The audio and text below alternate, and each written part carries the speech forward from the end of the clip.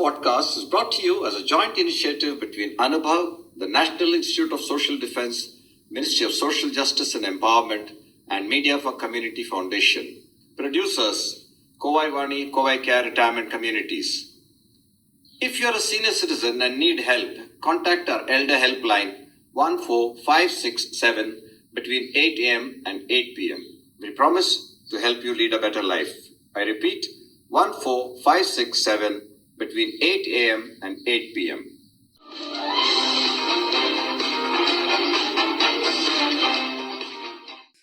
Hello, listeners. It's the story time again, and this time it is a story with a difference. It is called Sister of Mercy. Kaushi Kutti's worst moments were always the first few minutes of the day.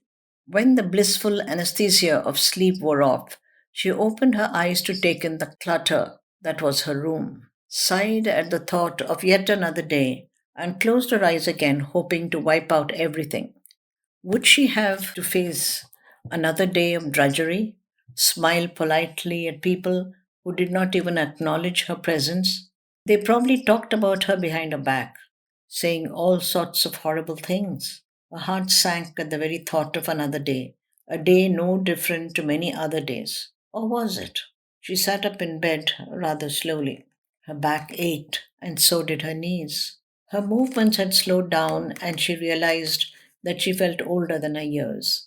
She painstakingly made her tea and toast and sat by the window. The city that never slept stirred and changed its pace to the morning activity. Mumbai buses had already started rumbling by. There was a speed breaker just outside her window, and the noise as the buses slowed down and changed gears and revved up again was like the grinding of a machine in a factory. The untiring, incredibly efficient dhabawala were on the collection spree. Crows fought over a dead rat, while early morning walkers stepped briskly on the pavement. The small shops opened one by one. Little boys spent another day of their childhood sweeping shops, ferrying little glasses of tea, and being scolded by their bosses. Everything was a routine. Everybody was part of a routine. A routine that helped to keep the monster of a city running on well oiled grooves. She desperately wanted to break free, to swim against this tide, but she only got caught up in the current that swept her on and on. Somehow today would be different. She felt it in her bones. But then that was what she felt every single day, and nothing had happened for years. Maybe it was just her brain's ruse to keep her moving. Without that hope, she would just keel over in bed without the slightest inclination to get up. She dragged her heavy frame to the bathroom. She looked at her face in the mirror, a rather grumpy face, stared straight back at her. A face with a swarthy complexion, small eyes, and thick lips. A face with furrows on either side, ploughed by time. Not a happy face at all. She grinned and then grimaced and turned her eyes away. What happiness had she known in life? She cherished the memory of the first few years with her mother, the first hazy memory of soft arms, curly hair, and the smell of sandalwood powder. After that, the pictures became a bit more vivid as she remembered her mother's voice, her songs, their trips to the zoo and the beach. But unfortunately, the most vivid memory of all was the last 1 year of illness when her mother wasted away, ravaged by a hacking cough.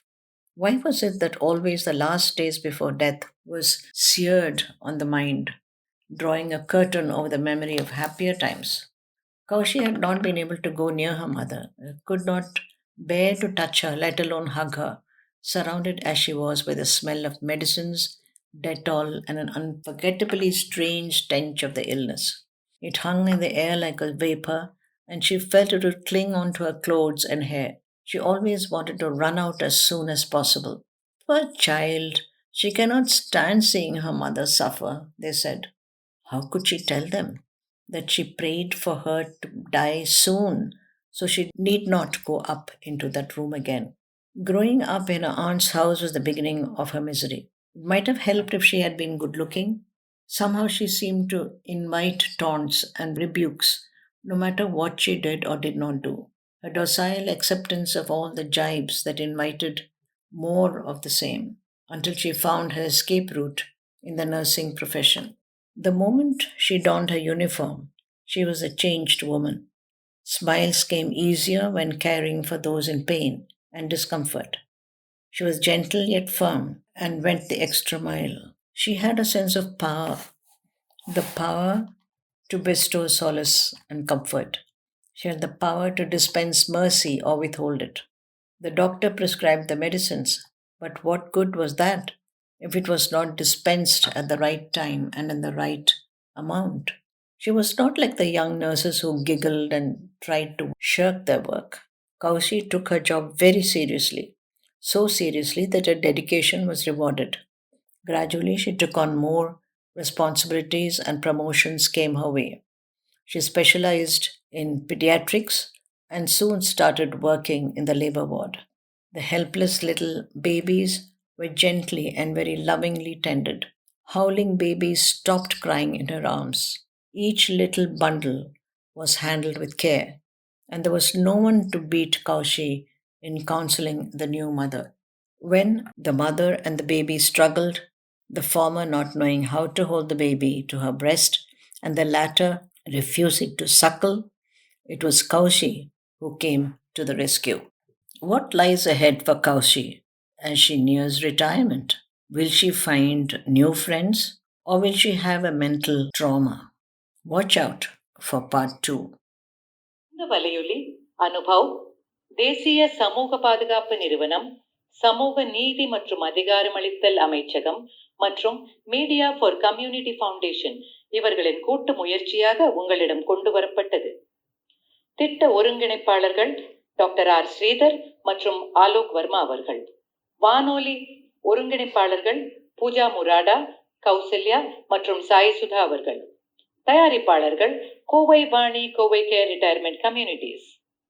நீங்கள் ஒரு மூத்த குடிமகனாக இருந்து உதவி தேவைப்பட்டால் எங்கள் Elderline help லைனை தொலைபேசி எண் 145667 இல் தொடர்பு கொள்ளவும். காலை 8 மணி முதல் இரவு 8 மணி வரை. ஒரு சிறந்த வாழ்க்கையை வாழ உங்களுக்கு உதவி செய்ய நாங்கள் உறுதி அளிக்கிறோம். மறுபடியும் கேளுங்கள். தொலைபேசி எண் 145667 காலை 8 மணி முதல் இரவு 8 மணி வரை. That's all for today, folks. Be safe. Fight COVID with 2 vaccinations. Wear a mask when you go out. Keep safe distance. Observe proper hygiene. We must win. We will win. Thank you.